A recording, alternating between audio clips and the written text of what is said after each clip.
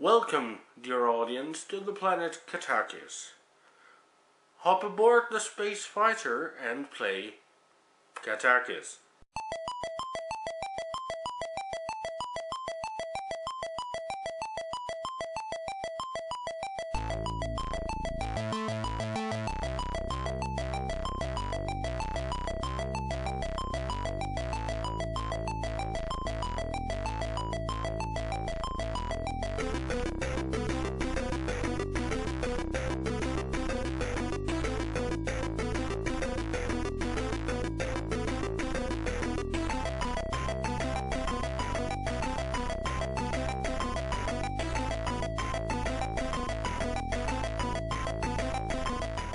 RetroKork.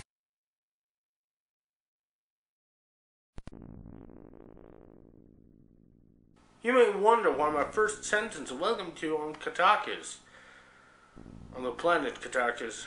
Well, that's because the game takes place there. Sort of, to be honest. You see, once Katakis was a blooming planet full of scientists, inventors, just people researching merrily away. Well, all that changed when one of them invented a thinking robot.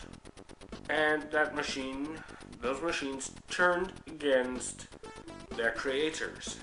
So yeah, it's kind of like Terminator, except that there's no one around looking like Arnold Schwarzenegger. And it's kind of Terminator in space. So you have been selected to hop aboard the DSH-75 Eagle Fighter, fight against the machines, and stop their menace by flying into the center of the machine city to stop the menace, yeah. Also, your fighter can be upgraded with new weapons, and a satellite. Controls are pretty straightforward. Up goes up, down goes down, left goes left, right goes right. Pressing the fire button for a short period of time releases the pellets, the regular shots. Holding it charges up the beam weapon, which of course fires a bit slower but does devastating damage. F7 pauses the game. Pressing fire after that unfreezes it. Pressing space docks or undocks the satellite. Yeah, I have to talk about that and the power-ups now, don't I? You see, no good space shooter is without an upgrade system. In this game they come in two variants. One is called the Giga Crystal, which you can release by shooting at a space container, and then there are multicolored balls left behind by enemies. First on the crystals. 1 Giga Crystal gives you a small satellite called Zycon. 2 Giga Crystals give you a medium-sized satellite called Celeste. 3 crystals upgrade you to a large satellite, fittingly called Mega. Also, the crystals work as weapon upgrades to some extent. The blue ones give you iron reflector lasers, which are fine beams that go diagonally. Green ones give you what is called gyroscopic mines, which basically are just running around along the floor. And red ones call for the power moai. A power moai. Is this suddenly Gradius? No, seriously, what about these moais all the time? The colored balls have various purposes, and if you fill up the bar at the bottom with one color, well, that aspect will be improved. Red ones increase the firepower. Green ones increase the number of missiles. Blue balls Blue balls give you temporary shield.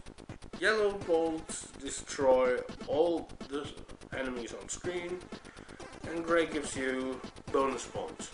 The game itself has 12 levels, and at the end of each level you're up against the boss.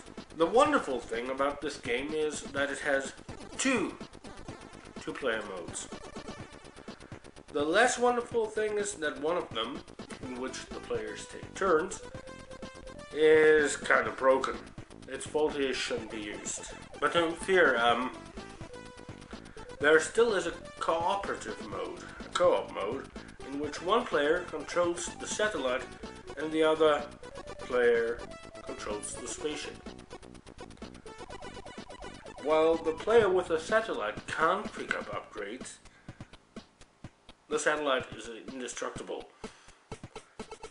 And the spaceship, which is pretty fragile, well, it can upgrade both the satellite and itself. That's a bonus, isn't it? If all of this seems familiar, well, after Activision noticed that this game is quite familiar to their property, R-Type, which originally was an IRAM game, I know. This game had to be re-released on the Commodore 64 as Denaris after, the programmers of this game, Katakis, did the Commodore 64 conversion of R-Type. There's also a clone for Katakis called Crush by Smash Design. What a game.